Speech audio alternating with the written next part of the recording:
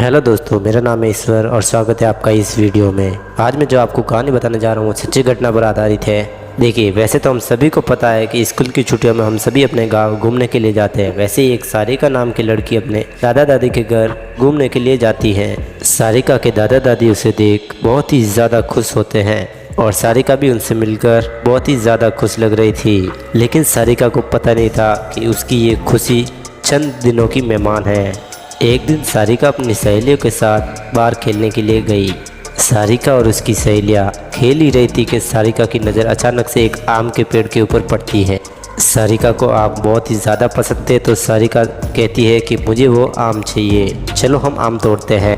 आम बहुत ही ज़्यादा ऊपर होते हैं, इसलिए सभी सहेलियाँ और सारिका पत्थर मारते हैं। कुछ आम नीचे गिरते हैं, लेकिन एक ही आम उस पेड़ के नीचे रह जाता है।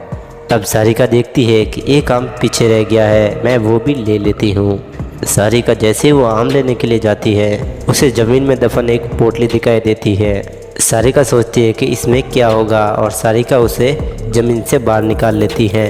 सारिका देखती है कि उस पोटली में बहुत ही पुराने कंगन थे।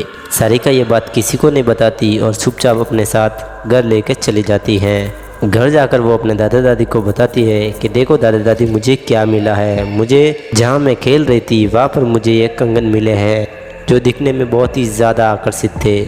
उसके दादा दादी ये कंगन देखते ही चौंक जाते हैं।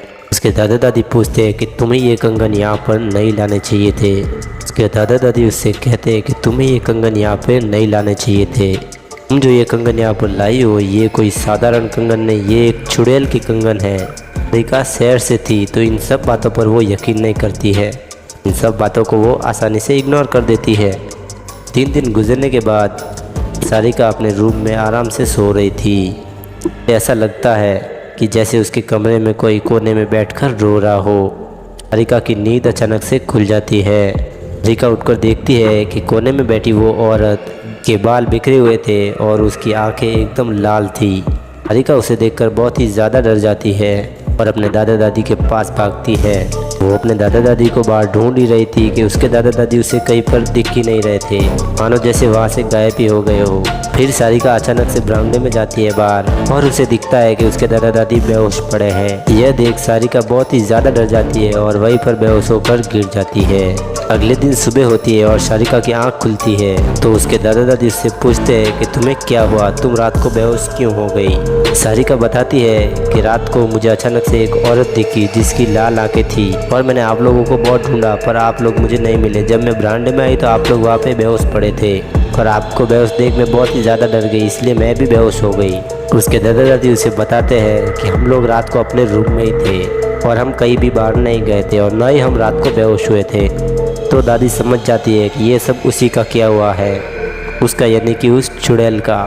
सारिका की दादी सारिका को बताती है कि ये सब उस चुड़ैल ने किया है और तुम्हारे साथ जो भी हो रहा है सब वही कर रही है। वह एक बुरी आत्मा है जो तुम्हें नुकसान भी पहुंचा सकती है।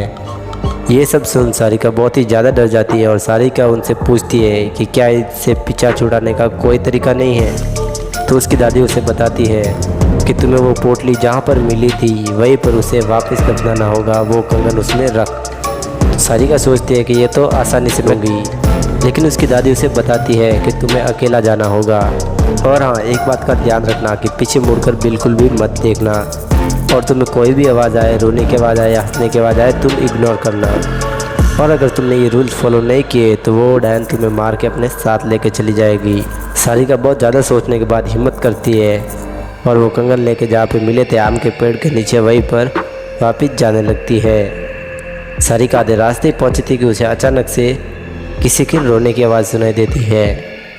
सारिका को पता चल चुका था कि वो आ गई है, इसलिए सारिका अपने पास से फ़ोन निकालती है और ईयरफोन लगाकर आगे चलने लगती है। थोड़ी देर आगे जाने के बाद सारिका का फ़ोन अचानक से ऑफ हो जाता है और सारिका को ऐसा लगता है जैसे बिल्कुल उसके पीछे जैसे कोई खड़ा हो।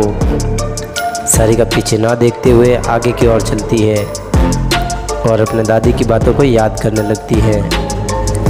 वहाँ जाकर वो उस पोटली को दफना देती है और बिना पीछे देखे वहाँ से घर की ओर भागने लगती है। घर पर पहुँचते ही अगली सुबह सारिका वापस शहर को निकल गई।